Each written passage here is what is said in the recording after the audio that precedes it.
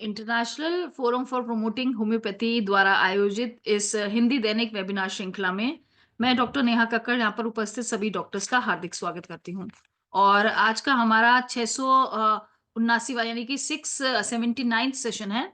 और अपना session start करने से पहले हम अपनी रूटीन प्रेयर करेंगे। तो आज की हिंदी सेशन की जो हमारी गेस्ट स्पीकर हैं वे हैं डॉक्टर काजल। डॉक्टर काजल, बहुत बहुत स्वागत है आपका आज के फोरम में। हाँ मैम, अपना माइक अनम्यूट कर लीजिए प्लीज। हाँ जी। तो आज का जो हमारा सेशन है डॉक्टर काजल के साथ एक छोटा सा मैं इंट्रो देना चाहूंगी डॉक्टर काजल का। डॉक्टर काजल बीएचएमएस हैं और एमडी हैं आरबीटीएस कॉलेज से। इन्होंने बीएचएमएस किया है और एमडी किया है doctor Abhin Chandra government homeopathic medical college Bhubaneswar से। फिलहाल मैम आरबीटीएस कॉलेज में ही पीजी कोऑर्डिनेटर यानी कि पोस्ट ग्रेजुएट कोऑर्डिनेटर हैं एग्जामिनेशंस की, और एज एन असिस्टेंट प्रोफेसर भी हैं डिपार्टमेंट ऑफ मेडिसिन में। और ये प्रिंसिपल इन्वेस्टिगेटर भी रह चुकी हैं क्लिनिकल ट्रायल्स में आरबीटीएस कॉलेज में ही है। और इंटरनल एग्जामिनर भी हैं बीआरए बिहार यूनिवर्सिटी में। And she also sets papers यानी कि जो एग्जामिनेशन पेपर्स हैं विनोबा भावे यूनिवर्सिटी हजारीबाग के लिए। तो आज का जो डॉक्टर काजल का टॉपिक है वह है कि कॉन्स्टिट्यूशनल मेडिसिन से हम कैसे मेनोपॉजल सिम्टम्स में होम्योपैथी से क्या लाभ पा सकते हैं। तो डॉक्टर काजल, आप अपना सेशन स्टार्ट कर सकते हैं।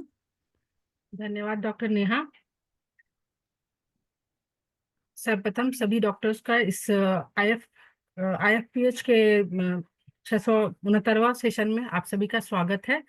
और मैं डॉक्टर काजल, अब आज का जो मेरा विषय है वो है संवैधानिक होम्योपैथिक औषधियों का रजोनिवृत्ति में भूमिका।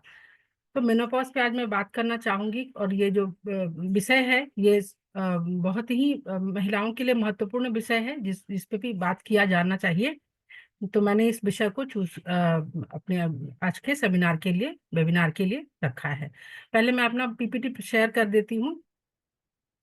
तो सबसे पहले इस रजोनिवृत्ति जो हमारा एक कॉमन विमेन का प्रॉब्लम है, उसमें पहले मैं अपने बताना चाहूंगी कि इसमें एक्चुअली होता क्या है, इसका डेफिनेशन क्या है। डेफिनेशन से शुरू करते हैं। Complete cessation of ovarian follicular activity अगर जब होता है, जब एक लेडीज का फॉलिकुलर एक्टिविटीज पूरा का पूरी तरीके से बंद हो जाता है, कम से कम 12 महीने के लिए, उससे ज्यादा, तभी हम कहते हैं कि ये मेनोपॉज में ये लेडीज अटेन कर गई है, ये लेडीज मेनोपॉज पहुंच गई है। तो complete cessation of ovarian follicular activity which results in the cessation of menstruation for 12 months और मोर, तभी हम इसको मेनोपॉज का संज्ञा कहते हैं कि उस लेडीज ने मेनोपॉज अटेन कर लिया है। जनरली ये मेनोपॉज का आता कहाँ है, ये एक ग्रीक वर्ड से आया है। ग्रीक वर्ड जो कि दो शब्दों के मेल से बना है। Men is for month and pause, pausis is for pause. मतलब अगर मंथ का ये पॉज हो गया तो इसको हम मेनोपॉज कहते हैं। ये इसका लिटरली मीनिंग होता है एंड ऑफ मंथली साइकिल। अगर कोई मंथली पीरियड्स अगर लेडीज का बंद हो गया है तो उसको ग्रीक वर्ड में मेनपॉसिस कहते हैं, दैट इज मेनोपॉज। तो ये एक नेचुरल प्रोसेस ऑफ एजिंग है एक लेडीज के लिए, जो कि एक रिप्रोडक्टिव ईयर्स को रिप्रोडक्टिव साइकिल के खत्म होने की सूचना देती है कि अब लेडीज हमारी वो जो लेडीज है जिनका मेनोपॉज अटेंड कर गई है वो अब हमारे रिप्रोडक्टिव साइकिल से उनका बंद हो गया है। So it is a natural part of ageing, अपने आप एक एजिंग का ये प्रोसेस है। मेनोपॉज में unassociated hormonal changes impact the standard of living in elderly woman. ये उनके स्टैंडर्ड ऑफ लिविंग जो भी एल्डरली वुमेन है उनको ही भी इम्पैक्ट करती हैं, जिसके कारण बहुत सारे डिस्टर्बेंसेस, साइक्लोनिक मतलब हार्मोनल इम्बैलेंसेस जो लेडीज को होता है वो उनको झेलना पड़ता है और उनसे उनको रूबरू होना पड़ता है। Menopause affects the quality life of the patient. जब मेनोपॉज एक लेडीज अटेंड करती हैं तो उनके क्वालिटी ऑफ लाइफ को भी अटेंड करता है। Homeopathy is effective in treatment of menopausal women. और हम एक्चुअली हमारे केस में, होम्योपैथी के केस में, हमारी बहुत ही अच्छे तरीके से हम ऐसे पेशेंट को, मेनोपॉजल लेडीज को हम हैंडल कर सकते हैं। So on an average menopause अगर हम देखें, जनरली देखा जाए तो ये 45 टू 52 ईयर्स के एज में वैरी करता है। तो 45 से जो लेडीज 45 प्लस हो गई हैं और 52 को अटेंड करने जा रही हैं तो उनको हम देखा जाता है कि जनरली इनको होता है और ये मेनोपॉज अटेंड करती हैं। कारण क्या होता है, तो जब हम एटियोलॉजी देखेंगे कारण, तो हार्मोनल इम्बैलेंस होता है। स्पेशली किसके कारण होता है? Ovarian atrophy. ओवेरियन हमारे जो अंडकोश है, जो ओवेरियन है, उसका एट्रोफी हो जाता है, मतलब कि वो वहां पे बिल्कुल ही। अब अपना फंक्शन खत्म कर रहा है, एट्रोफाई मतलब छोटा हो रहा है, घट रहा है। और इस ओवेरियन एट्रोफी के कारण हमारा हार्मोनल इम्बैलेंस होता है। और जो लेडीज हैं वो मेनोपॉज को अटेंड करती हैं। इसके कारण, ओवेरियन एट्रोफी के कारण होता क्या है, इसके कारण एस्ट्राडायोल हमारा फॉल करता है, प्रोजेस्टेरोन फॉल करता है, डीएचए डिक्रीज कर जाता है। जैसे जैसे एज एडवांसेस होता है, ये तीन चार चीज जो पैरामीटर्स है हार्मोन्स हमारे घट जाते हैं। और आफ्टर मेनोपॉज होता क्या है, सिर्फ अड्रिनल ग्लैंड्स ही हमारा हार्मोन सिक्रीट कर पाता है। फिर फिर आता है कि स्टेजेस ऑफ मेनोपॉज, ये लेडीज जो है वो मेनोपॉज के किन किन स्टेजेस से गुजरती हैं। तो जनरली टेक्स्ट बुक में आपको 3 स्टेजेस दिखेगा, कि 3 स्टेजेस जो होती हैं लेडीज इससे गुजरती है। तो पहला है पेरीमेनोपॉज, और मेनोपॉज ट्रांजिशन इसको कहते हैं। पेरीमेनोपॉज में होता है कि आपको एक्चुअल मेनोपॉज से 10 साल, 8 साल से 10 साल ये पहले ये टाइम पीरियड शुरू हो जाता है। So it can begin 8 to 10 years before menopause, जिसमें ओवरीज जो होता है ग्रेजुअली धीरे धीरे एस्ट्रोजन का प्रोडक्शन कम कर देता है और खत्म ही हो जाता है। जनरली ये 40s के बाद होता है, 40s के टाइम से स्टार्ट हो जाता है जो पेरीमेनोपॉज का टाइम है, और ये सेवरल मंथ्स और सेवरल इयर्स जा सकता है, मतलब महीनों और सालों ये स्टेज में महिलाएं रह सकती हैं। तब पेरीमेनोपॉज जो फर्स्ट स्टेज है, उसके बाद सेकंड स्टेज है मेनोपॉज का। Menopause is the point when women no longer have menstrual period, इसमें बिल्कुल ही मेंस्ट्रुएशन खत्म हो गया है। अब वो उस स्टेज में न एग रिलीज हो रहा है, न कोई बॉडी इसका हार्मोन एस्ट्रोजन प्रोडक्शन हो रहा है, कुछ भी नहीं हो रहा है। और ये मेनोपॉज जो एस्ट्रोजन नहीं आ रहा है, एक्स नहीं आ रहा है, तो कम से कम हम 12 साइकिल देखते हैं। 12 कंसेक्यूटिव मंथ्स का साइकिल यहाँ पे आपका एब्सेंट रहेगा। तो मेनोपॉज में ये इस स्टेज में लेडीज चली जाती हैं। और मोनोपॉज के बाद एक स्टेज आता है जो थर्ड स्टेज कहलाता है, दैट इज पोस्ट मेनोपॉज। इस स्टेज में क्या होता है, ये मेनोपॉज के बाद का टाइम है। इस स्टेज में अब ताउम्र लेडीज एक रहने जा रही हैं, और रेस्ट ऑफ हर लाइफ आपको पोस्ट मेनोपॉज में दिखेंगी। होता क्या है इसके केस में, फिर आपको माइल्ड मेनोपॉजल सिम्टम्स आ जाएंगे, सेवरल इयर्स आपको पोस्ट मेनोपॉज में ये चलती जाएंगे। और बिल्कुल ही लो एस्ट्रोजन लेवल, आप जब भी इसका चेक कराएंगे पेशेंट का, लो एस्ट्रोजन लेवल आपको हमेशा मिलेगा। तो ये 3 स्टेज हमारी लेडीज मेनोपॉज में अपने आप को देखती हैं, पहले पेरीमेनोपॉज, मेनोपॉज और पोस्ट मेनोपॉज। तो ये स्टेजेस हैं मेनोपॉज का। फिर एक एक टर्म आता है कि post menopause. What is pre mature menopause. Generally हमारा जो रेंज है एज का 45 to 52 है, लेकिन अगर किसी लेडीज का बिफोर 45 अगर मेनोपॉज आ जा रहा है, तो उस केस में हम उसको नेचुरल नहीं कहेंगे, और ये इसको प्री मैच्योर मेनोपॉज का एक टर्मिनोलॉजी दिया जाता है। ये होता क्यों है, अगर पेशेंट को बिना किसी सर्जिकल इमरजेंसी के, कोई मेडिकल कॉज नहीं है और मेनोपॉज आ गया है, इसको प्राइमरी ओवेरियन इनसफिशियंसी कहते हैं। So it is stage when pre mature menopause occurs. और मेनोपॉज होता भी है कब, तो 45 ईयर्स के पहले ही अगर हो जाए, तब इस एज को प्री मैच्योर मेनोपॉज कहते हैं। अब हम डिस्कस करेंगे कि साइन क्या होता है, what are the signs of menopause.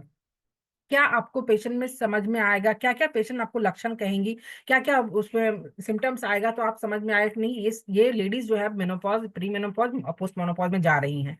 तो दो जो मेन लक्षण है वो आपको मैं बताती हूँ, कि इरेगुलर पीरियड्स हो जाएगा। तो पीरियड्स जो होता है हेवियर, लाइटर, जो यूजुअल जो उनका नॉर्मल जो होता था उससे उनका ज्यादा हो जाता है, ज्यादा हेवी भी हो सकता है या बहुत लाइट भी हो सकता है। तो इरेगुलर पीरियड्स होता है, हेवी और लाइट दोनों हो सकता है। दूसरा है हॉट फ्लैशेस आ सकता है।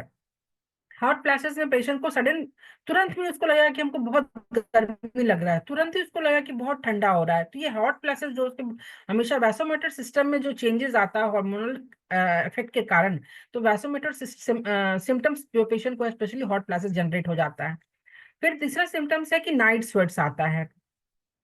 नाइट स्वेट्स कोल्ड और हॉट दोनों हो सकता है, उसको कोल्ड फ्लैशेस आता है। फिर पेशेंट को वेजाइनल ड्राइनेस होता है, itching, vaginal dryness, discomfort during sex, ये सारा चीज बढ़ जाता है। पेशेंट आपको ये सारी चीज ये कंप्लेंट कहेंगी। यूरिनरी अर्जेंसी बढ़ जाती है, pressing need to pee more frequently, means कि पेशेंट को बार बार पेशाब जाने का उसको अर्जेंसी होगा, कि बार बार पेशेंट बोले कि मुझे बहुत जाना पड़ता है। यूजुअली हम उतना नहीं जाती हैं, तो आपको समझना चाहिए कि यूरिनरी अर्जेंसी डेवलप कर गया है, तो पेशेंट को होना हो कि उसको अब ये मेनोपॉज की ओर जा रही हैं।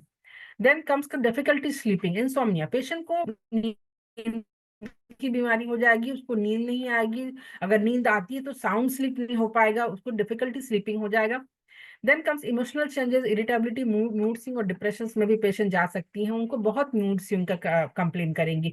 अभी हम अच्छा फील कर रहे हैं, खुश मिजाज हैं, तो अभी तुरंत चिड़चिड़ापन या गुस्सा आ जाएगा। तो इस टाइप का कंडीशन पेशेंट आपको कंप्लेन करेगी कि बिना कोई कारण के हम अब कभी गुस्सा हो जाते हैं, बिना कोई कारण के आराम से मतलब खुश मिजाजी मेरा आ जाता है, और नहीं तो डिप्रेशन, कुछ करने को उनको मन नहीं करेगा, आराम से किसी से बात नहीं करना, कोई काम नहीं करना। तो ये सारा इमोशनल चेंजेस आपको डीपली देखने को मिलेगा ऐसे लेडीज में। Then comes the dry skin, dry eyes, dry mouth. ये सारा चीज जो एस्ट्रोजन आपका हार्मोनल लेडीज में कम हो गया, उसके कारण ये ड्राइनेस से कंप्लेन बहुत ज्यादा आपको करेंगे। स्किन ड्राई हो सकता है, उनके आंख में ड्राइनेस हो सकता है, वो आंख को आपको जलने का शिकायत कर सकती है, पानी आने का शिकायत कर सकती है। ड्राई माउथ होगा पेशेंट को। देन उसके बाद आपके वर्सनिंग प्रीमेंस्ट्रुअल सिम्टम, जितना भी प्रीमेंस्ट्रुअल सिम्टम है, पीएमएस, ये सारा का सारा बद से बदतर हो जाएगा उनका। ब्रेस्ट टेंडरनेस हो जाएगा। और भी सिम्टम्स है कि रेसिंग ऑफ हार्ट, पेशेंट बोलेगी कि धड़कन का शिकायत हो गया है, पूरा पाल्पिटेशन हो रहा है। पेशेंट्स आपको ये सारी चीज बताएंगे। हेडेक्स तो उनको जनरली रहेगा, हेडेक्स हर दूसरे तीसरे दिन आपको पेशेंट बोलेंगे हेडेक से हम गुजर रहे हैं, हेडेक हो जाता है, सीवियर हो जाता है। फिर पेशेंट कंप्लेन करेंगे ज्वाइंट मसल्स एक पेन्स का कंप्लेन करेंगी। with difficulty concentrating, memory lapses often temporary। Patients को कंसंट्रेशन का प्रॉब्लम हो जाएगा, कोई चीज चाह के भी सोच नहीं पाती, कोई भी चाह के भी उस चीज पे मन नहीं लगा पाती, कंसंट्रेशन उनका बहुत ही डिफिकल्ट हो जाता है। पेशेंट उस केस में वेट गेन कर सकती हैं। आपको अगर मेनोपॉजल पेशेंट आएगी तो आपको वेट गेन करते हुए भी आ सकती है। तो आपको सोचना चाहिए, हम लोग को दिमाग में आना चाहिए कि नहीं, पेशेंट कहीं मेनोपॉज के सिम्टम तो की और तो नहीं जा रही हैं। हेयर लॉस और थिनिंग, ये अगर कॉमन कंप्लेन हेयर लॉस और थिनिंग होगा लेडीज, इन केस में उनको बाल झड़ने का शिकायत बहुत हो जाएगा, बाल पतला होने का शिकायत बहुत हो जाएगा, जो कि इनका आम बात है, और ये सिम्टम्स हमको नोट डाउन करना चाहिए। तब changes in hormonal level cause this symptom, जितना भी हार्मोनल लेवल का चेंज है, ये सारे सिम्टम्स का जड़ वहीं पे है। some some people have intense symptoms of menopause while others have mild symptom। किसी किसी को बहुत ही ज्यादा ये सारे सिम्टम्स तीव्र गति में होंगे, किसी किसी को बहुत कम माइल्ड में। पेशेंट को परेशानी नहीं होगा, वो इतना कंप्लेन नहीं करेगा। तो जहां माइल्ड सिम्टम्स आएगा कोई कंप्लेन पेशेंट लेडीज नहीं करेंगी, जहां मेजर इंटेंस सिम्टम होगा कंप्लेन करेंगी, और उसके लिए उनको ट्रीटमेंट का भी जरूरत होगा। तो हम उस केस में जो संवैधानिक होम्योपैथिक औषधियां हैं, कॉन्स्टिट्यूशनल ट्रीटमेंट है, वो हम पेशेंट को देखते हैं। आगे हम डिस्कस करेंगे कि कौन कौन सा कॉन्स्टिट्यूशनल ट्रीटमेंट हम पेशेंट को दे सकते हैं। कुछ क्लिनिकल साइंस के बाद सिम्टम्स आएगा। सिम्टम्स में आप देखेंगे कि मेंस्ट्रुअल पैटर्न का जो चेंज हो जाएगा। मेंस्ट्रुअल पैटर्न शॉर्ट साइकिल्स हो सकता है, लॉन्ग साइकिल्स हो सकता है, या इरेगुलर ब्लीडिंग हो सकता है। वैसोमेटर चेंजेस हम पिछले भी साइड में डिस्कस किए कि hot flushes, night sweats, sleep disturbances हो सकता है। साइकोलॉजिकल सिम्टम्स में worsening PMS, irritability, mood swing, poor memory हो सकता है। सेक्सुअल डिस्फंक्शन में वजाइनल ड्राइनेस है, डिक्रीज लिबिडो, डिस्पेरिनिया, सेक्स के दौरान बहुत पेशेंट को दर्द हो सकता है, कोई चाहत नहीं है, वेजाइनल ड्राइनेस है तो उसको बहुत इरिटेशन होगा, बिल्कुल भी उसको अच्छा नहीं लगेगा। सोमैटिक सिम्टम्स अगर देखेंगे तो पेशेंट को जितना है, हेडेक है, डिजीनेस है, धड़कन की शिकायत है, breast pain, joint pain, back pain, ये सारा चीज सोमैटिक सिम्टम्स जो भी है पेशेंट को सब डेवलप कर जाएगा। और जहाँ सीवियर होगा ये सब इंटेंसिटी बहुत हाई रहेगा। अदर्स में dry itch, skin, weight gain, urinary incontinence तो रहता ही। Symptoms that occur due to oestrogen deficiency, कुछ और सिम्टम है जो कि एस्ट्रोजन की डिफिशियंसी से ही होगा। हॉट फ्लैशेस तो यहाँ आएगा ही। 75% of menopausal women hot flashes complain करती हैं। बाकी 20% में थेरेपी से ठीक हो जाता है। सेल्फ लिमिटेड भी है, जरूरी है सबको ये हॉट फ्लैशेस के लिए हम मेडिसिन दे ही, कुछ ना कुछ सेल्फ लिमिटिंग होता है, खुद ब खुद ठीक हो जाती हैं। स्लीप डिस्टर्बेंस है, यूरोजेनाइटल एट्रोफी, ये एट्रोफी का ही मामला है, तभी तो हमें एट्रोफी के बाद ही हमारा ये मेनोपॉज डेवलप करता है। Then comes osteoporosis. ऑस्टियोपोरोसिस में बोन का शिकायत आ जाता है लेडीज को। जितनी भी लेडीज हैं वो ऑस्टियोपोरोसिस के कारण आपको कहेंगे कि बोन थिक हो रहा है, बोन में दर्द हो रहा है, और जनरली इसके कारण फ्रैक्चर्स का चांसेस बढ़ जाते हैं कि थोड़ा बहुत भी अगर इंजुरी हुआ या गिरी या तो उनको फ्रैक्चर हो जाता है, क्योंकि उनको ऑस्टियोपोरोसिस आफ्टर मेनोपॉज डेवलप कर जाता है। और बहुत सारे पेशेंट्स को कार्डियोवास्कुलर डिजीज का भी रिस्क बढ़ जाता है। बहुत सारा पेशेंट पाल्पिटेशन दी और बहुत सारा कंप्लेंट्स आपको कह सकते हैं। अब ये सारा सब जब हमको लक्षण मिल जाएगा एक लेडीज में, तो हम कैसे डायग्नोज करेंगे कि अब क्या उनको कंप्लेन हुआ है। कैसे डायग्नोज करेंगे कि पेशेंट हमको क्या ब्लड में क्या लेवल हम देखेंगे। तो मेनोपॉज का जब 12 कंसिक्वेंट मंथ के बाद आएगी, पेशेंट अगर 6 मंथ हुआ तो आपको वेट करना होगा। और 6 मंथ जाने दीजिए। तब अगर तब भी नहीं आ रहा है, तो फिर अगर पेशेंट आ रही है तो उनको 2-4 आप ब्लड टेस्ट कराएंगे, तो आपको सीरम FSH और LH लेवल आपको यहाँ पे चेक कराना होगा, स्टाडायोल लेवल चेक कराना होगा, एंटी म्यूलेरियन हार्मोन AMH का लेवल आपको देखना होगा, म्यूलेरियन इनहिबिटिंग सब्सटेंस इसका भी लेवल आपको देखना होगा। जब हम ये सारा रिपोर्ट कराएंगे तो हमको सीरम FSH जो होगा, अगर इसका लेवल हमको 40 इंटरनेशनल यूनिट पर L हमको मिलेगा। अगर 40 से ज्यादा हो तो हमको कराना होगा 4 वीक्स अपार्ट, आपको हमको मेनोपॉज के लिए कराना होगा। LH का लेवल भी यहाँ पे 40 मिलियन इंटरनेशनल यूनिट से ज्यादा होगा। स्टाडायोल यहाँ पे कम होता है, तो कितना 20 पिकोग्राम से ये स्टाडायोल का लेवल 20 पिकोग्राम पर ml आपका रहता है। तो FSH और LH का लेवल बढ़ा और स्टाडायोल 20 से कम हुआ तो आपको ये patient confirm case of menopause है। अब कॉम्प्लिकेशंस की बात, पेशेंट को क्या क्या कॉम्प्लिकेशंस डेवलप करेगा, तो जो पेन पेन हमको सिम्टम्स में मिल रहा था वही अगर एग्जाजरेटेड फॉर्म में आ गया, कब बहुत दिन तक कंटिन्यू कर गया, तो दैट इज द कॉम्प्लिकेशन। इसमें सबसे पहले इंपॉर्टेंट आपको यहाँ पे ऑस्टियोपोरोसिस आएगा। सारी लेडीज जो है ऑस्टियोपोरोसिस का कंप्लेन करेंगी, उनको बोन कंप्लेन्स, ज्वाइंट पेन, उसके कारण दैट लीड्स टू फ्रैक्चर्स, ये सारा कंप्लेन्स आपको हो सकते हैं। देन कोरोनरी आर्टरी डिजीज हो सकता है, ब्रेस्ट कैंसर, बहुत केसेस में आपको ब्रेस्ट कैंसर भी देखने को मिल सकता है आफ्टर मेनोपॉज।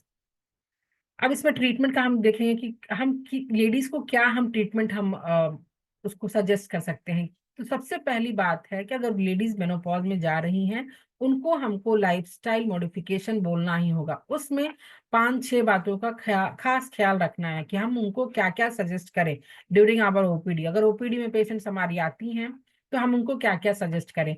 तो एक इम्पॉर्टेंट टर्म आता है माइंड डाइट और बॉडी डाइट की। तो बॉडी डाइट हमको नहीं कहना, हमको माइंड डाइट पे बोलना है कि बायोलॉजिकल क्लॉक को वो फॉलो करे। Mind diet is more important then body diet. यहाँ पे in the famous journal the wall street journal, एक फेमस जर्नल है, उसमें डॉक्टर एडवाइस किए थे कि हम 20 मिनट ऑफ मेडिटेशन चाहिए हमको, 2 दिन में 2 बार चाहिए, क्योंकि स्ट्रेस लेवल को हमको इसमें कम करना है। तो that is mind diet. Mind diet का क्या मतलब है कि मेडिटेशन, मेडिटेशन यहाँ बहुत इंपॉर्टेंट है। बॉडी डाइट के ज्यादा इंपॉर्टेंट हमको माइंड डाइट में देना है, ताकि हम माइंड से स्ट्रांग रहेंगे, बॉडी हमारा स्ट्रांग रहेगा। That is the philosophy of homeopathy. हमारी होम्योपैथी इसी पे बेस्ड है। तो हमको माइंड डाइट पे ध्यान देना है, माइंड को मेडिटेशन देना है। इनफैक्ट बॉडी को ज्यादा खाना देने से ज्यादा जरूरी है कि हम माइंड को डाइट दें, और माइंड का डाइट क्या होगा, मेडिटेशन होगा। That is the most important. At least 20 minute भी करे, दिन में 2 बार 20-20 मिनट का एक माइंड डाइट ले।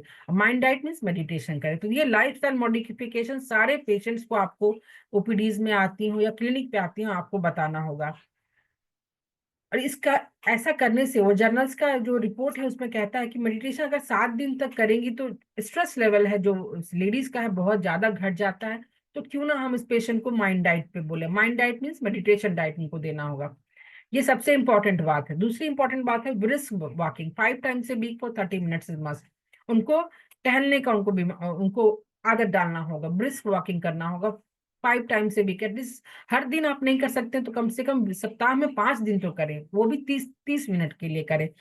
तो ये 2 चीज ऐड करेंगे, माइंड डाइट और ब्रिस्क वॉकिंग, तो बहुत कुछ आप पेशेंट का मॉडिफिकेशन लाइफस्टाइल से ही हम कर सकते हैं और उनको ठीक रख सकते हैं। अब आती है खाने की बारी कि क्या क्या खाना हम सजेस्ट करेंगे अपने मेनोपॉजल, जो लेडीज प्री मेनोपॉज, मेनोपॉज और पोस्ट मेनोपॉज में अगर गुजर रही हैं। तो बेस्ट फूड फॉर मेनोपॉज होता है जो कि हेल्दी एस्ट्रोजन लेवल को प्रमोट करे। तो उसमें सबसे इंपॉर्टेंट है फ्लैक्स सीड्स, क्योंकि उसमें बहुत ही रिच एंटीऑक्सीडेंट्स, लिग्नेंट्स वगैरह पाया जाता है। तो एंटीऑक्सीडेंट्स की अगर भरपूर मात्रा में हम बॉडी को देंगे तो पेशेंट्स को कोई दिक्कत नहीं होगा।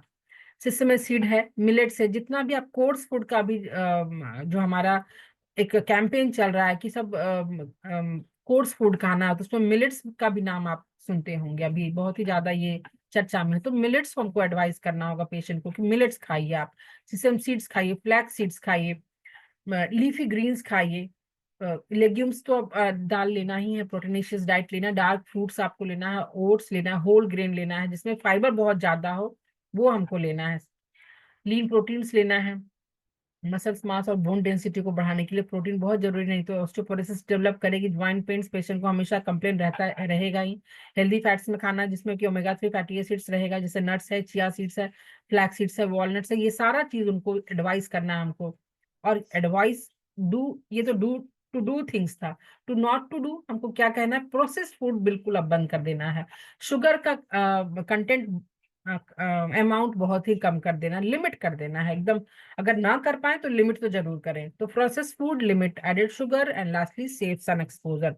सन को भी एक्सपोजर आपको लेना होगा, लेकिन सेफ सन एक्सपोजर लेना होगा कि हम 8 बजे से पहले एक सन एक्सपोजर लें, और मिड डे में हम एक्सपोजर से बचें। तीसरा है, चौथा चीज है एक्सरसाइज। एक एक्सरसाइज जो हमारा जो कंप्लेन आप अगर आप देखे होंगे तो उसमें हमने डिस्कस किया था, यूरिनरी इनकंटिनेंस की बात थी। तो यूरिनरी इनकंटिनेंस को हम एक के लिए एक हम एक्सरसाइज पेशेंट को बताते हैं, केगल एक्सरसाइज। केगल एक्सरसाइज में क्या होता है, पेल्विक फ्लोर को पकड़ के रखना और फिर रिलीज करना है। तो ये एक्सरसाइज अगर आप अपने पेशेंट को, अपने मेनोपॉजल लेडीज को बताएंगे तो ये केगल एक्सरसाइज से बहुत ही ज्यादा हेल्प उनको यूरिनरी इंकंटिनेंस में मिलेगा, और वो पेशेंट अपना होल्ड करने में कामयाब हो पाएंगे अपनी यूरिन को। तो ये एक्सरसाइज जो केगल एक्सरसाइज कहलाता है, बहुत ही इंपॉर्टेंट मेनोपॉजल एक्सरसाइज आता है। इनफैक्ट कोई भी यूटेराइन कंप्लेन हो जिसमें कि loosening of the pelvic floor muscles हो रहा है, तो हम केगल एक्सरसाइज एडवाइस करते हैं। देन कम्स कुछ सप्लीमेंट्री कैल्शियम्स वगैरह आपको लेना होगा, ताकि फूड से ही मिल जाए, सेसम सीड हो, रागी हो, पॉपी सीड्स हो, ये सबसे कैल्शियम, ज्यादा कैल्शियम रिच डाइट लेना, ताकि जो बोन हमारा स्ट्रेंथेंड हो और पेशेंट्स को जॉइंट पेन और ऑस्टियोपोरोसिस की समस्या से कम जूझना पड़े। कुछ विटामिन डी का सप्लीमेंट्स आपको लेना पड़ेगा। अगर नहीं खुद ले पा रहे हैं सन एक्सपोजर से, तो 60 के यूनिट आपको पर मंथली आपको लेना पड़ेगा विटामिन डी। अगर पेशेंट्स, वैसी पेशेंट्स जो अल्कोहल स्मोकिंग करती हैं, उनको छोड़ना होगा। उससे ये लाइफस्टाइल मॉडिफिकेशंस, एक हेल्दी लाइफस्टाइल आपको एकदम ही अडॉप्ट करना होगा, तभी हम मेनोपॉज पीरियड को आराम से निकाल पाएंगे। विटामिन ई, अगर गिनी का कमी है, विटामिन ई का टेस्ट होगा, अगर वो कम है तो हमको वो लेना होगा, और उसके कारण हॉट फ्लैशेस बहुत ज्यादा हमारा जो आता है वो लेडीज में, वो कम हो जाएगा। और सबसे लास्ट बात, बहुत ही ड्रिंक, उनको पानी बहुत ही मात्रा में पीना होगा, प्लेंटी ऑफ वाटर उनको ड्रिंक करने का एडवाइस आपको देना होगा। तो ये 9 से 10 लाइफस्टाइल मॉडिफिकेशंस इंपॉर्टेंट है। उसमें सबसे इंपॉर्टेंट है माइंड डाइट। माइंड डाइट कहने का मतलब है कि आपको मेडिटेशन पे बहुत ध्यान देना है, ताकि डी स्ट्रेस आप अपने आप को कर पाए। अब हम लाइफस्टाइल मॉडिफिकेशन के बाद होम्योपैथी अप्रोच, हम जो सिमिलिया की बात करते हैं, सिमिलिया सिमिलस कुरेंटर, तो हम किस हिसाब से सिमिलिया को चूज करें, इंडिविजुअलाइज करें, कि हम पेशेंट्स को अपने, हम टोटालिटी ऑफ सिम्टम्स पे मैच करके हम उनको सिमिलम पे मेडिसिन सेलेक्ट करें। कॉन्स्टिट्यूशनल मेडिसिन अगर आ रहा है तो उस हिसाब से हम उनको चूज करें और उनको प्रेस्क्राइब करें, उसको बहुत ही बेहतर रिजल्ट उनको आएगा। तो उसमें सबसे इम्पोर्टेंट आपको मेडिसिन, सब लोग ये जानते हैं कि मेडिसिन जो सबसे इम्पोर्टेंट आपको अगर मेनोपॉज में इंडिकेटेड है, तो वो है आपको लैक्टेसिस है। ये क्लाइमेटिक पीरियड्स के लिए है आपको मेडिसिन है, जिसमें हॉट फ्लैशेस बहुत ज्यादा आता है, हेमोरेजिक अगर ये टेंडेंसी इसमें इस पेशेंट में रहता है, हेमोरेज जनरली ब्लैक कलर का होता है, वायलेंट मेंस्ट्रुअल पेन है which is relieve by flow, sleep aggravation इस पेशेंट में होता है। अगर सोती है तो हर कंप्लेन बढ़ जाता है, कोई भी कंप्लेन अगर पेशेंट को स्लीप एग्रावेशन है तो हम लैक्टेसिस सोच सकते हैं। In female who never get well from the changes of life, कुछ ऐसा मेजर इवेंट अगर फीमेल को अगर हो गया है, किसी का लॉस हो गया है, कुछ ऐसा उसको डैमेज हो गया है जो कि इर्रिपरेसिबल लॉस है, उसके बाद अगर उनको कभी अच्छा नहीं लगा है, never felt well since that time, हम इस केसेस में वैसे लेडीज को हम लैकेसिस देंगे तो बहुत ही अच्छा काम करेगा। और लैकेसिस के अलावा दूसरा मेडिसिन है सीपिया है। इसमें आपको सैडनेस और इरिटेबिलिटी बहुत ही ज्यादा आपको मिलेगा। अल्टरनेटिव विद इनडिफरेंस, जो कि सीपिया का सबसे मार्क फीचर है, इनडिफरेंस रहेगा, सल्कीनेस रहेगा। तो हम अगर पेशेंट्स, वैसी लेडीज जो कि इनडिफरेंट है, किसी से कोई मतलब नहीं है, तो उस केसेस में हम सीपिया सोच सकते हैं। और सीपिया की लेडीज भी, ये भी बात होगी, थोड़ी थोड़ी बात पे एंग्शियस ओवर ट्रिपल्स, थोड़ी थोड़ी बात पे उनको वो एकदम चिंतित और एंग्शियस हो जाएंगी, वीपिंग का टेंडेंसी रहेगा। एवर्सन टू फैमिली है, ये तो इनका सीपिया का indifference mark mark mark feature है ही। एवर्सन टू फैमिली है, टू दोज लव्ड वंस रहेगा, तो हम सीपिया सोचेंगे। Aversion to coition complaints after vaginal painful, especially on coition, तभी हम सीपिया देंगे। Hot flashes on at menopause which with weakness and perspiration रहेगा, तो हमको सीपिया हमको देना होगा। Hair fall out after chronic headache and climaxis है, तो हम अगर हेयर फॉल का बहुत शिकायत लेके आ रही है, तो हम सीपिया हम सोच सकते हैं। थर्ड मेडिसिन है सल्फर। सल्फर में क्या क्या कंडीशन होगा, क्या क्या देखेंगे कि हम पेशेंट को सल्फर देंगे। तो इरेगुलर डिस्ट्रीब्यूशन ऑफ सर्कुलेशन है, अगर लोकल उसके कारण, अगर लोकल बर्निंग पेशेंट में आ रहा है, थ्रॉबिंग आ रहा है, कंजेशन आ रहा है, जो भी पेशेंट बहुत ज्यादा बोलती है कि पाल्पिटेशन का सिम्टम आ रहा है, जितना भी सीबीएस का कंप्लेंट बोलेंगी, तो आपको सल्फर उसमें सोचना होगा। जितना भी circular disturbances, local burning, throbbing, congestion, flushes of head, red rush of blood to head, chest hurt है, तो आपको सल्फर सोचना होगा। इस केस में अगर इस सल्फर की पेशेंट के मेंसेस इरेगुलर होगा, too short short scanty thick foul black acrid making part sore, तो हम सल्फर सोचेंगे। Vagina burns much offensive aspiration है, तभी अगर पूरा का पूरा वजाना उसका लगता है कि एकदम जल रहा है, तो उस केस में बिल्कुल हमको सल्फर सोचना है। स्पेशली बर्निंग तो इसका मार्क्ड सिम्टम है सल्फर का। तो वजानल बर्निंग अगर जा रहा है ऑफेंसिव एस्पायरेशन के साथ, तो हमको सल्फर पेशेंट के लिए सोचना होगा। Sulphur patients are always irritable, depress, thin, weak even with good apatite.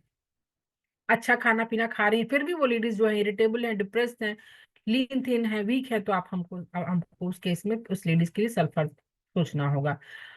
और साथ साथ में ये सिम्टम अगर वर्टेक्स का थ्रॉबिंग है, हॉट हेवी सोर है, हॉट हॉट हेड है, तो कोल्ड फीट है, स्वेटी स्कैल्प है, तो हमको सल्फर आराम से सोच के उनको देना होगा, प्रिस्क्राइब करना होगा।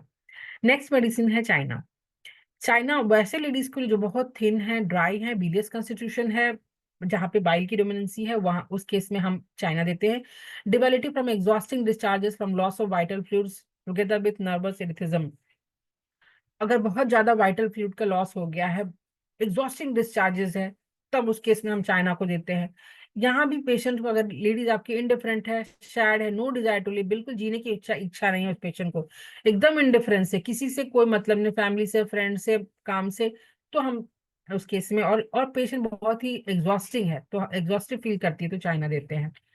साथ में पेशेंट को फेस फ्लश्ड होगा आफ्टर, अगर ह्यूमरस की कोई भी शिकायत है तो पूरा फ्लशिंग ऑफ फेसेस होगा, सेक्सुअल एक्सेस और loss of vital fluids, pressure से घट रहा है, ड्रॉट ऑफ एयर से बढ़ रहा है, वार्म रूम से घट रहा है, तो हम चाइना देते हैं। पेशेंट को साथ साथ में बर्स्टिंग थ्रॉबिंग पेन हेड और थ्रॉबिंग कैरोटिड है, तब भी हम चाइना सोचेंगे कि साथ साथ में जो ये थ्रॉबिंग पेन है, पाल्पिटेशन है, सीबीएस का सिम्टम्स अगर पेशेंट दे रही है बार बार, तो हमको चाइना उसको प्रेस्क्राइब करना होगा। Then comes the belladonna. Belladonna का जैसे मार्क फीचर है कि हॉट रेड स्किन रहेगा, तो इस केस में भी लेडीज को hot red skin, flush face रहेगा, ग्लेयरिंग आइज रहेगा, थ्रॉबिंग कैरोटिड, जब आप कैरोटिड पे हाथ रख के देखेंगे आपको ऐसे भी दिख जाएगा, तो आपको फील भी करेंगे कि कैरोटिड थ्रोब कर रहा है। देन अगर मेंसेस आ भी रहा है पेशेंट्स को, तो ब्राइट रेड क्लॉट्स के साथ आ रहा है, too early too profuse, hot gushing offensive, अगर डिस्चार्ज आ रहा है तब आ रहा है पेशेंट्स को ड्राइनेस और हीट बजाना यहाँ भी रहेगा, पेशेंट को पूरा का पूरा ड्राई ड्राई फील होगा, हर तरीके का उसको हल्का सा, जो बेलाडोना का मार्क सिम्टम है कि हीट आ रहा है, फिर पेशेंट आपको बताइए कि मुझे गर्म फील हो रहा है, हीट फील हो रहा है वेजाइना में, तो उस हिसाब से बेलाडोना आपको हम लोग को सोचना होगा। Throbbing head in temple region, aggravate motion, ameliorate letting hair down, तो हम उसको थ्रॉबिंग हेडेक, बस उस केस के हेडेक में जो कि मोशन से बढ़ रहा है, और हमको उस केस में सोचना होगा। रेड स्ट्रिक्ट मैमी है, मेमोरी ग्लैंड का प्रॉब्लम, उस पेशेंट में कुछ ब्रेस्ट रिलेटेड कंप्लेंट्स भी साथ में एसोसिएटेड है, तो हमको बेलाडोना प्रेस्क्राइब करना होगा। Then comes the glonoine. ये एक इम्पॉर्टेंट आपको कंस्टिट्यूशनल मेडिसिन है, जो कि हम मेनोपॉजल वुमेन में सोचते हैं। इसमें मेन सिम्टम्स क्या पेशेंट देगी कि excellent for intracranial climacteric disturbances due to menstrual suppression, जो भी इंट्राक्रेनियल डिस्टर्बेंसेस आपको यहाँ पे मार्क्ड फीचर्स में रहेंगे। क्लाइमेट्रिक फ्लशिंग होगा, फ्लैशेस ऑफ हीट होगा, प्रेशर हेड में होगा, नोजिया हो सकता है, लॉस ऑफ सेंसेस हो सकता है, वर्टिगो हो सकता है, स्वेलिंग ऑफ फीट हो सकता है, climacteric disturbances, shudder, weeps during intermission of pains हो सकता है, fear she had been poison, ये पेशेंट को हमेशा लगेगा उस लेडीज को कि कोई हमको जहर दे देगा, अगर ये पेशेंट अगर कंप्लेन करती हो तो ग्लोनाइन आप सोच सकते हैं। कैलकेरिया आर्ट्स एक इंपॉर्टेंट सिम्टम है, जो कि कैलकेरिया आर्ट्स का सिम्टम है कि वो बहुत ही ज्यादा क्लेमेट्रिक में फ्लैशी वुमेन हो जाती है, हर तरह से मोटा धोटा आपको वो पेशेंट आपको दिखेंगी। स्लाइटेस्ट इमोशन कॉज पाल्पिटेशन, थोड़ा भी कुछ अगर टेंशन वाली बात हो तो पाल्पिटेशन का कॉज सिम्टम्स में डेवलप हो जाती है। एंग्जाइटी होगा, एंगर होगा, sleepless, cannot bear to lie down, after 3 AM patients को बहुत ही स्लीपलेस, रेस्टलेस, परस्पायरिंग हो जाएगा। पेशेंट को साथ साथ में ब्लड हेड में और लेफ्ट चेस्ट में आपको रश ऑफ ब्लड दिखेगा, पेशेंट हमेशा कंप्लेन करेंगे कि मेरा एकदम लगता है कि बहुत तेजी से दिल का धड़कन बढ़ गया है। Then comes the magnesium carb. Sore throat before menses appear. इसमें मेंसेस अपीयर होने से पहले शोर थ्रोट होगा। पेशेंट्स कंप्लेन करेगी ही करेगी कि हमको शोर थ्रोट है। Before menses coryzal nasal stoppage develop कर जाता है। मेंसेस टू लेट अगर आ रहा है तो बहुत आता है, फ्लो स्लीप में ही फ्लो होगा।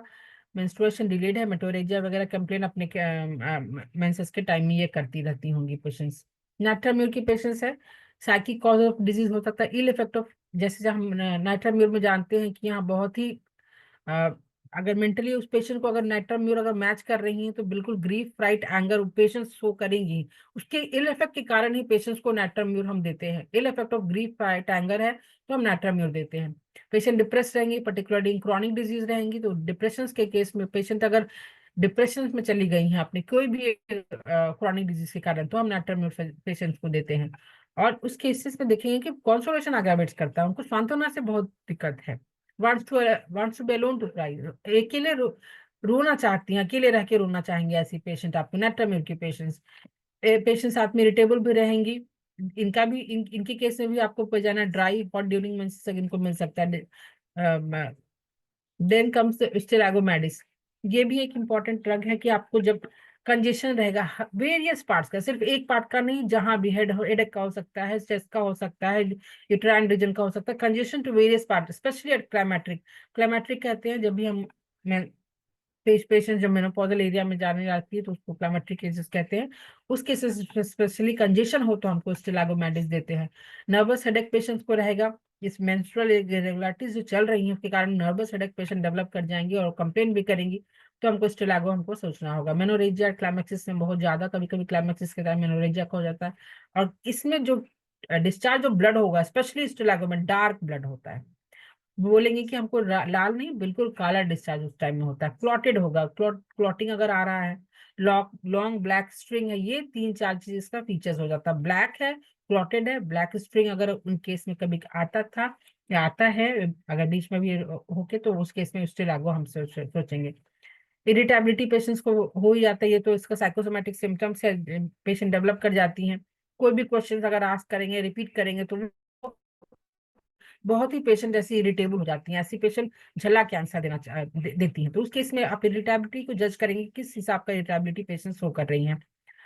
पटागो अगर क्लाइमैक्सिस पे आता है तो हम स्टिरागोमेटिस सोचते हैं। अमाइल नाइट्रोसम ये एक इंपॉर्टेंट मेडिसिन है, इस केसेस में लेडीज जो है एंजाइटी बहुत ज्यादा शो करती हैं, और उनको हमेशा फ्रेश एयर चाहिए अमाइल नाइट्रोसम के पेशेंट्स को। और फिर इनको हो दूसरा ये कंप्लेन कहेंगे कि surging of blood to head and face, पूरा का पूरा लगेगा कि हमारा ब्लड ऊज आउट हो रहा है, सब जगह बह रहा है। Sensation as if blood would start through skin with heat and redness, flushing followed by sweat and क्लैमेटरी। इतना ज्यादा फ्लशिंग आ जाएगा कि उसके बाद एकदम पूरी की पूरी पेशेंट ड्रेंच में नहा जाए, पूरा स्वेट में नहा जाएंगी। तो ये केस हमारे नाइट्रोजन में आपको दिखेगा कि पेशेंट फ्लशिंग हो रहा है और तुरंत तुरंत स्वेटिंग हो रहा है, तो ये माइल्ड नाइट्रोजन का पेशेंट आपको ऐसे कंप्लेन करेंगे। अगर किसी टाइप का हेमरेज है तो फेशियल फ्लशिंग, यहाँ फ्लशिंग जाएगा ही, फ्लशिंग के साथ स्वेटिंग इसका अल्टरनेट सिम्टम जाएगा। Climacteric headache, flushes of heat with anxiety, palpitation, waking with frequent starts and feels unrefreshed in the morning. सोते भी है तो ये पेशेंट्स को अनरिफ्रेशिंग फीलिंग होता है, लगता है कि और सोते। अगर ऐसा कंप्लेन करेंगे पेशेंट, आपको अमाइल नाइट्रोसम हमको वैसे लेडीज के लिए देना होगा। देन ग्राफाइटिस, ये इंपॉर्टेंट कॉन्स्टिट्यूशनल मेडिसिन है फॉर द मेनोपॉज। इसमें पेशेंट्स क्या होता है, पल्सेटिला को जैसे हम जानते हैं प्यूबर्टी के लिए देते हैं, तो ग्राफाइटिस को हम क्लाइमेट्रिक के लिए देते हैं। तो ये एक सिनोनिम्स चलता है जो कि बहुत सारे टेक्स्ट बुक में, मैथमेटिका के टेक्स्ट बुक में आपको मिलेगा कि what pulsatilla is at puberty, graphites is at climacteric. तो हम ग्राफाइटिस को नजरअंदाज नहीं कर सकते हैं। ये वैसे वुमेन के लिए सूटेड है जो कि ओबेज होने, इंक्लाइन टू ओबेसिटी है, मोटापा होने की तरफ उनकी टेंडेंसी बढ़ जाती है, साथ साथ में उनको बहुत ज्यादा कब्ज की शिकायत हो, हैबिचुअल कंस्टिपेशन जिनको रहता हो, मतलब कभी भी उनको कंस्टिपेशन हमेशा क्लियर, ऑल क्लियर सेंसेशन नहीं आता है। With history of delayed menstruation, अगर उनको मेनार्की में डिलेड मेंस्ट्रुएशन का हिस्ट्री रहा हो तो हम वैसे पेशेंट को क्लाइमेट्रिक के टाइम में ग्राफाइटिस जरूर सोच के दे सकते हैं। साथ में पेशेंट को dejection, sadness, profound melancholy with discouragement and must weeping आपको पेशेंट में साथ साथ जाएगा। सैड होंगे, disappointed, music makes her make weep, ऐसा एक कंप्लेन बोलेंगे आपको पेशेंट की, जितना भी मैं म्यूजिक सुनती हूँ मुझे रोना आ जाता है, सैड म्यूजिक मेक्स हर वीप। और सिंपली म्यूजिक भी उनको रुला देता हो। तो वैसा कंडीशन अगर पेशेंट आपको बोलते बोलते बोल रही सिम्टम्स में, तो आप नोट डाउन करेंगे, आप टोटलिटी लेंगे, तो हमको ग्रेफाइटिस जरूर आएगा। उस केस में वैसे पेशेंट सोचती हैं तो सिर्फ और सिर्फ डेथ के बारे में सोचती हैं, और कुछ नहीं सोच पाती हैं। पेशेंट तो हैबिचुअल कंस्टिपेशन है, उस केस में भी आपको ग्रेफाइटिस तभी दी जाएगा जब वो हैबिचुअल कंस्टिपेटेड पेशेंट हो। Then comes the Sanguinaria canadensis. Sanguinaria canadensis में बहुत ही ज्यादा वैसोमोटर डिस्टर्बेंसेस मार्क्ड फीचर रहता है, जिसके कारण बहुत ही रेडनेस, सारा चिक्स लगेगा कि फ्लश्ड हो गया है, चिक्स एकदम रेड हो जाता है, फ्लैशेस ऑफ हीट होगा, determination of blood to head and chest, सब जगह लगता है ब्लड का रशिंग आउट हो रहा है, गशिंग आउट हो रहा है, distension of temporal veins, burning in palms and soles. जब आप पेशेंट को ओपीडी में आप कहेंगे कि हाथ अपना निकालिए, हाथ छूइएगा, तो दोनों आपको आपको गर्म का एहसास होगा, गर्म। किसी किसी का तलवा छूइएगा तो वो भी वही कंडीशन होगा। सैंग्यूनारिया देने से पहले हाथ और पाँव पाँव को छुएंगे, आपको बर्निंग सेंसेशन फील होगा। और जितना भी क्लाइमेटिक डिसऑर्डर है उस केसेस में सैंग्यूनारिया भी बहुत ही अच्छा सूटेड मेडिसिन है। पेशेंट को साथ साथ में इरिटेबिलिटी, एंगर, इरिटेबिलिटी, एंजाइटी, ये सब सारा कुछ साथ साथ में जाएगा। Painful enlargement of breast at climacterics. इन केसेस में सैंग्यूनारिया में पेशेंट में कभी कभी ब्रेस्ट का इन्लार्जमेंट भी आपको वो बोलेंगे कि हमारा एक तो ब्रेस्ट इन्लार्जमेंट है ही, और साथ साथ में दर्द भी हो रहा है, पेशेंट्स दर्द का भी शिकायत अपने दोनों ब्रेस्ट में करेंगी, तो वो केस अगर पेशेंट बता रही साथ साथ में, तो आपको सैंग्यूनारिया सोचना ही होगा।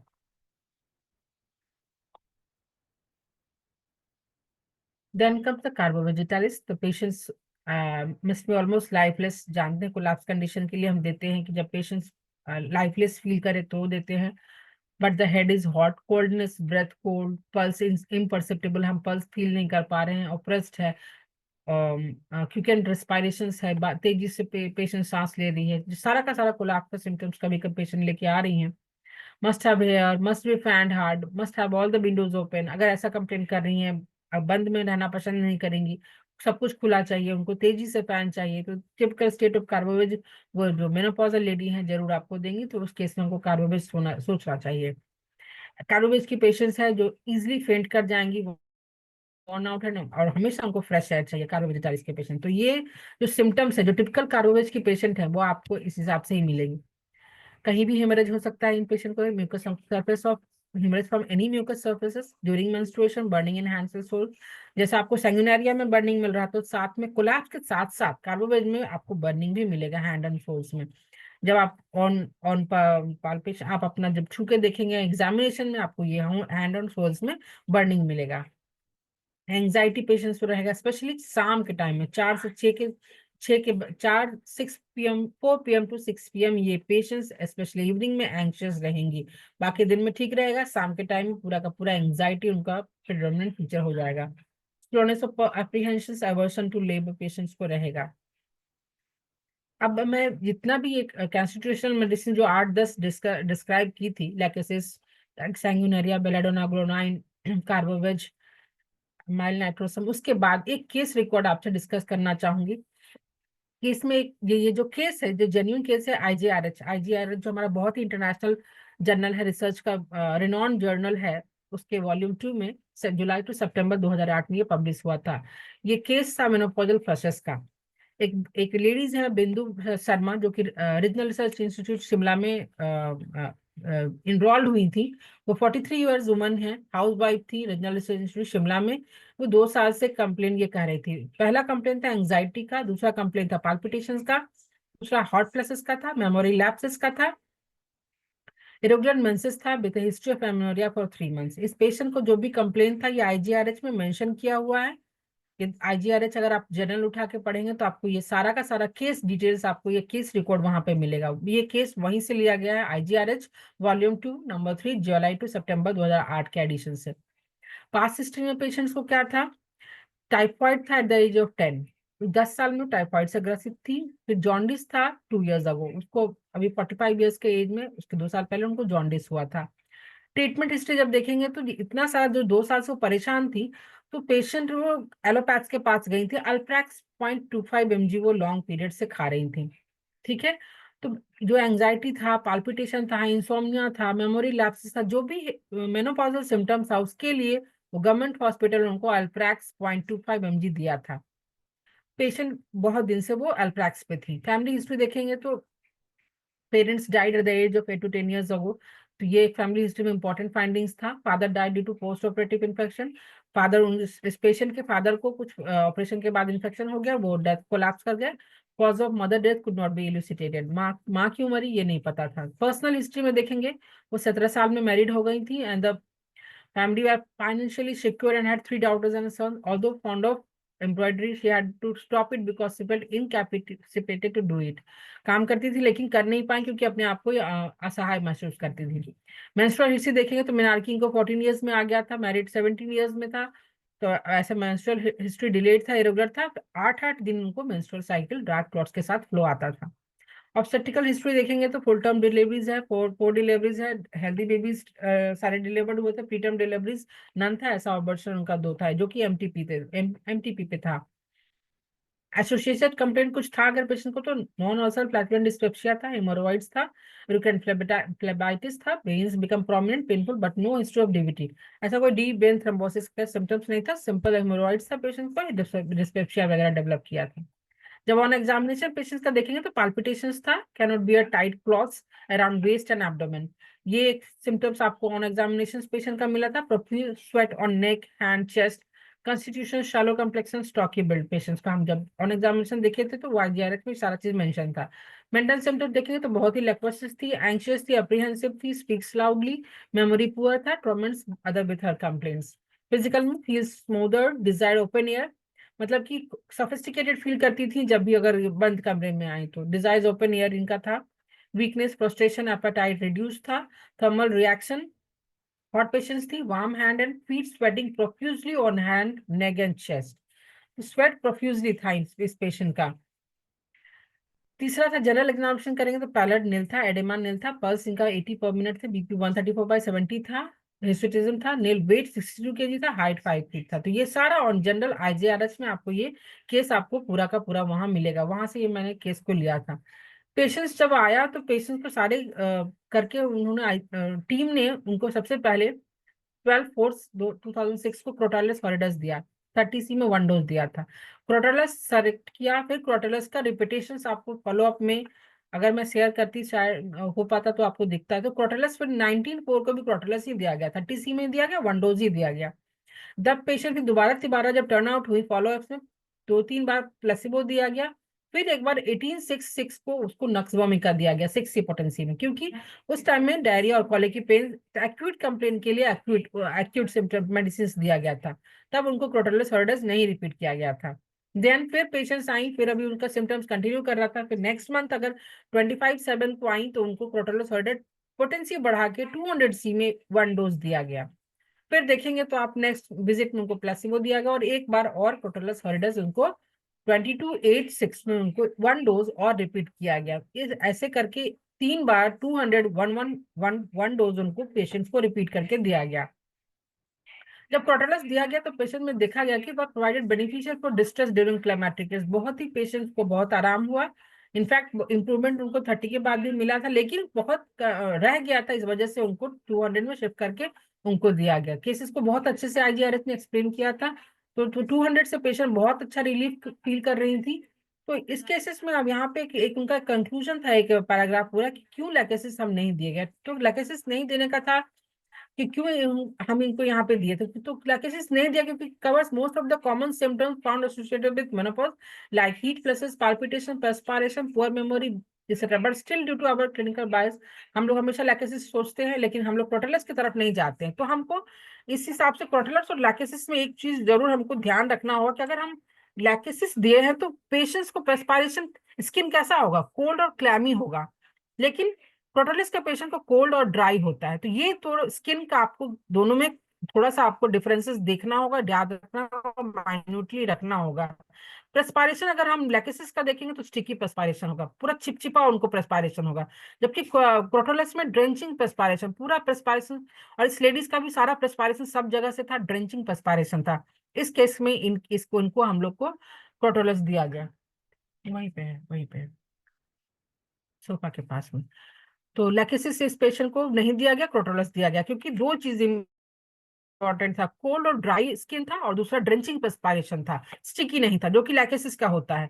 तो हमको हर बार आंख मूंद करके लैकेसिस नहीं देना है। लैकेसिस देने के पीछे दो चार जो प्रेस्क्राइबिंग सिम्टम है वो हमेशा ध्यान रखना है कि क्यों हम बिना सोचे समझे ब्लाइंडली हम लैकेसिस दे देंगे, नहीं देंगे। हम वहाँ पे क्रोटोलस सोचेंगे, और ये दो चार जो इंपॉर्टेंट पॉइंट आपको मैं डिस्कस की, तो इसको आप सोच के आप आगे दे सकते हैं।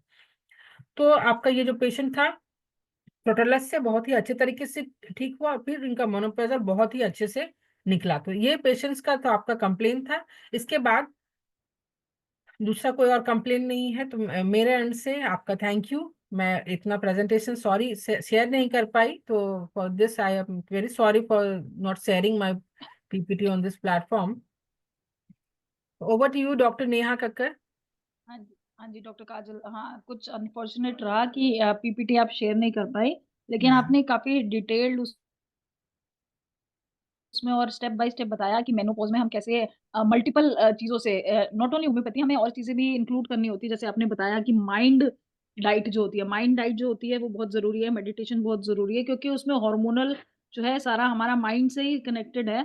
और होम्योपैथी इस चीज को काफी इंपॉर्टेंस देती है, तो हमें उस लेवल पे भी उसको एड्रेस करना होता है। और ये मेडिटेशन और तरह की जो चीजें हैं और जो भी एक्सरसाइज है फिजिकली और डाइट में हमें फिजिकली भी क्या चेंज करने हैं, वो आपने जो बताया काफी अच्छा बताया।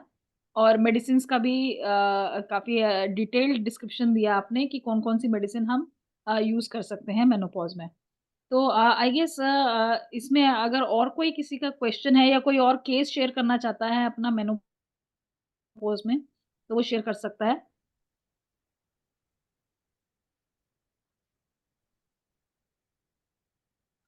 मैम, जैसे मेनोपॉज में हम देखते हैं कि जैसे हॉट फ्लैशेस आते हैं और पर्सपिरेशन होती है, और कई बार ऐसा होता है कि फिजिकल सिम्टम्स कई बार नहीं भी मिलते हैं, जैसे सिर्फ क्या बोलते हैं, पीरियड्स में दिक्कत आती है। तो उन केसेस में क्या मेडिसिन हम और यूज कर सकते हैं? जैसे सिर्फ मेनोरेजिया है और सिर्फ क्या बोलते हैं मेंसेस में है, कोई हॉट फ्लैश नहीं है, कोई वो नहीं है, तो कई बार हम डायग्नोज नहीं कर पाते हैं कि वो मेनोपॉज की वजह से ही है या जस्ट हार्मोनल चेंज है। तो उस केसेस में क्या हम कर सकते हैं? जब पेशेंट्स को बहुत ज्यादा सिम्टम्स नहीं पेशेंट्स दे रही हूँ, बहुत ज्यादा जब मेनोरेजिया से ग्रसित कर, कभी कभी तो आपको सिम्टम्स से आप डेफिनेशन में मैंने जैसे लिखा था कि बहुत कभी कभी किन्हीं को बहुत ज्यादा हेवी फ्लो होता है, किन्हीं किन्हीं को स्कैंटी फ्लो हो जाता है। तो बस हुँ, हेवी फ्लो को ध्यान में रखते हुए कि वो उनको ज्यादा एनेमिक ना कर दे, हम उस हिसाब से दो चार जो इम्पोर्टेंट थेरेपेटिक मेडिसिन जो हम लोग हैं, अगर पेशेंट ट्रिलियम को डोनेट करे तो हम ट्रिलियम दे सकते हैं। टीबीपी एक थैलेस्पी बर्सा पास्टोरिस करके बहुत अच्छी मेडिसिन आती है, हम टीबीपी प्रेस्क्राइब कर सकते हैं, ताकि पेशेंट को जो मेनोरेजिया का सिम्टम्स जो आ रहा है उसके कारण उनको बहुत दिक्कत ना हो। तो कुछ एंटी हेमरेजिक जो मेडिसिन होती हैं, ताकि वो उनके हुँ, हार्मोन को बैलेंस कर पाए, हम लोग वैसा वैसा मेडिसिन हम लोग उनको देने का कोशिश करेंगे। हुँ। और मेनोपॉज़ और जैसे कहते हैं कि मेनोपॉज़ में और जो एक यूट्राइन या फिर सर्वाइकल जो कैंसर होता है, उसमें एक रिलेशन रहता है कि मेनोपॉज़ के बाद जो है, वो बिहेवियर जो है कम, मतलब रिस्क कम हो जाता है मेनोपॉज़ को, क्योंकि हार्मोन्स का जो प्ले है, वो कम हो जाता है। तो उसमें भी कुछ हम मेडिसिन्स दे सकते हैं, जैसे कि जिससे रिस्क कम हो जाए, या कोई एंटी साइकोटिक या एंटी मियाज़मेटिक मेडिसिन मेरे हिसाब से हमें देनी बिल्कुल, तो इस केस में आपको चाहिए, देखना होगा कि जिससे कहीं उसमें फैमिली। प्रिवेंशन जो है वो रहता है हमारा। बिल्कुल बिल्कुल।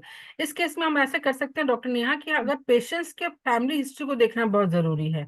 अगर पेशेंट्स के फैमिली हिस्ट्री में कहीं भी हुँ, अगर हमको कैंसरस अगर कैंसर दिख रहा है, किसी भी एंड पे, मदर एंड पे, फादर एंड में, तो हमको यहाँ पे anti psychotic as a intercurrent बहुत जरूरी है देना, ताकि हम उनकी इस टेंडेंसी को, अगर इन फ्यूचर अगर अब मेनोपॉज आ गया है, इन फ्यूचर हम इस कैंसर अगर इनको डेवलप कर जाए, तो हमको ये इंटर करंट मेडिसिन चलाना ही चाहिए, ताकि इन फ्यूचर ये एज ए प्रिवेंटिव ये हुँ। इनको हम दें, और इनके इनकी लाइफ को हम जैसे कि हाँ जी, सिक्योर कर दें। हाँ जी। जी कार्सिनोसिन, ट्यूबरकुलाइनम और थूजा जैसी बिल्कुल। मेडिसिन्स बहुत बढ़िया कोई काम भी करती हैं। एंटीसाइकोटिक मेडोलाइनम, ड्रग से थ्रू जाए। हाँ जी। बिल्कुल। जो इंडिकेट भी नहीं हो रही है, लेकिन हमें इंटरकरेंट अगर हम दे एज ए देंगे इंटर तो करंट आगे हमको जाके इनको चलाना चाहिए, ताकि हम इवन पेशेंट। जैसे कि हाँ, हॉट फ्लैशेस के केसेस में भी जहाँ फिजिकल सिम्पटम आ रहे हैं और अगर कैंसर की हिस्ट्री मिल रही है, हम्म। जी। तो वहाँ पे भी हम इंटरकरेंट यूज़ कर सकते हैं। बिल्कुल साथ में, जिससे कि जो उसके सिम्टम्स है उसमें भी रिलीफ आता है, क्योंकि कहीं ना। बिल्कुल। हेलो, ऑडिबल है? क्या? हेलो। हाँ, हेलो, आ रही है आवाज। हाँ जी। तो हमारे पास एक फ्रीक्वेंट क्वेश्चन जो आता है, ये बहुत सारे पेशेंट्स का आता है जी कि हमें सर्वाइकल कैंसर के लिए वैक्सीन लेनी चाहिए या नहीं लेनी चाहिए। ये एक बहुत ही कॉमन जी। क्वेश्चन रहता है कि क्या हमें वैक्सीनेशन करवानी चाहिए या नहीं। तो इसके बारे में आपकी क्या राय है? ये भी एक डिस्कशन का पॉइंट बन एक्चुअली सकता अभी है कि ये हमें रिसेंटली लेनी लॉन्च चाहिए हुआ या है। नहीं। जी जी। अभी ये हुँ, गवर्नमेंट का रिसेंटली लॉन्च इनिशिएटिव है। इसमें अभी बहुत ज्यादा रिसर्च हुआ नहीं है। तो इसमें बहुत कोई भी वैक्सीन है तो हमारी पैथी तो उस हिसाब से अब मैं क्या बोलूं कि अवॉइड करते हैं कि भाई अगर इम्यूनिटी स्ट्रांग है, इंटरनली हम स्ट्रांग है, मेंटली स्ट्रांग है, तो कुछ भी इफेक्ट नहीं करेगा। तो लेकिन गवर्नमेंट की इनिशिएटिव है तो कहीं ना कहीं इसको अभी रिसर्च अभी इस पे हमारे पास एम्प्टी अमाउंट में, एम्पल अमाउंट में नहीं है। तो अभी रिसर्च जितना भी अगर गवर्नमेंट डिस्पेंसरीज में अगर लगा रही हैं, जहां भी फ्री ऑफ कॉस्ट लगा रही हैं, अभी अभी तो ये बहुत कॉस्टली भी है, तो लोग लगवा हुँ। रहे हैं इसको अच्छा से। तो रिसर्च आने के बाद ही ज्यादा बोला हाँ जी। जाएगा। हाँ जी, मेरे हिसाब से जो यंग गर्ल्स होती हैं, उसपे भी आजकल ये आ रहा है कि यंग गर्ल्स भी हैं, जैसे कि जो जिनकी शादी भी नहीं हुई है, वो लोग भी कंसिडर जी करते जी। हैं कि हम वैक्सीनेशन लगवाएँ। तो लेकिन मैं ये अरे रिकमेंड करती हूँ कि इतनी यंग एज में हमें वैक्सीनेशन की इतनी ज़रूरत नहीं है, अगर हम अपना लाइफ़स्टाइल नहीं, मॉडिफ़िकेशन रखें और अपना। हाँ जी, बिल्कुल जहाँ पे भी बिल्कुल। कैंसर की फैमिली हिस्ट्री रहती है, वहाँ पे वैक्सीनेशन का एक रोल हम प्ले कर सकते हैं, क्योंकि कर वो थोड़ा सकते बहुत हैं। बचाव कर सकता है। जी। लेकिन बहुत सारे ऐसे केसेज़ भी होती हैं जहाँ वैक्सीनेशन होती है, लेकिन तब भी जो है ये मेनोपॉज़ या उसके बाद उसके कैंसर बाद डेवलप हो जाता है। तो उस जी केसेज़ में जिस तरह से आपने बताया, लाइफ़स्टाइल मॉडिफ़िकेशन, डाइट मॉडिफ़िकेशन और ये सब जो चीज़ें हैं, वो ज़्यादा हेल्प करती हैं। और साथ में अगर हम अपनी अ थेरेप्यूटिक में इंटरकरेंट मेडिसिन अगर हम यूज़ करें, तो that will be more beneficial rather than using the vaccines, क्योंकि वैक्सीन्स का साइड इफेक्ट बहुत आता है और बाद में जो है कंसीव करने में जो यंग लेडीज़ अगर लगवा लेती हैं, तो अच्छा कंसीव अच्छा, करने में या फिर दिक्कत इनफर्टिलिटी के इश्यूज़ आते हैं, फर्टिलिटी इश्यूज़ आते हैं और बाद में फिर वो हार्मोन्स की वजह से, वैक्सीन्स की वजह से ही मेनोपॉज़ में भी आगे जाके दिक्कत आती है। है। बी विद द नेचर, हमेशा नेचर के साथ रहना चाहिए, नेचर के अगेंस्ट कुछ भी नहीं करना चाहिए। बस मेरे तरफ से यही एक सुझाव रहेगा, हमेशा बी हाँ जी। Natural, be with the nature, that's all. हाँ जी, राम परवेश सर जी कुछ कहना हाँ हाँ, थैंक यू चाह रहे हैं doctor sir? Neha and congratulation, बधाई doctor Kajal madam. Thank very you sir. Nice, very nice presentation. Thank you sir, thank you sir. बहुत बहुत बढ़िया आपने रजोमनीति के दवाई जो बताए, बहुत सुंदर ढंग से और बहुत अच्छा।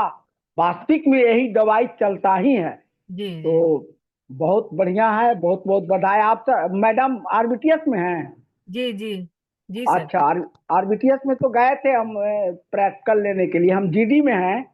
जी जी जी हाँ, मेरी बेटी आरबीटीएस से एमडी की है, डॉक्टर प्रियंका भारती।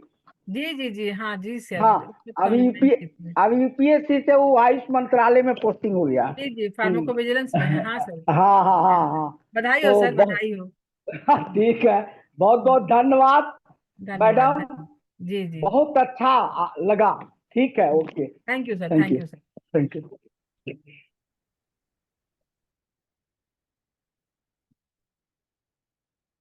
और कोई अभी ऐसा कोई क्वेश्चन नहीं पूछ रहा है, लेकिन हमारे पास अभी 2 मिनट्स हैं। जी जी। आप कोई और मैम केस शेयर करना चाहें, तो आप शेयर कर सकते हैं। केसेस तो ऐसा बहुत ही हमारे ओपीडीज में आते हैं। आपको आरबीटीएस 3 नंबर ओपीडी हमारा गायनी ऑप्स का ओपीडी, डेडिकेटेड ओपीडी है।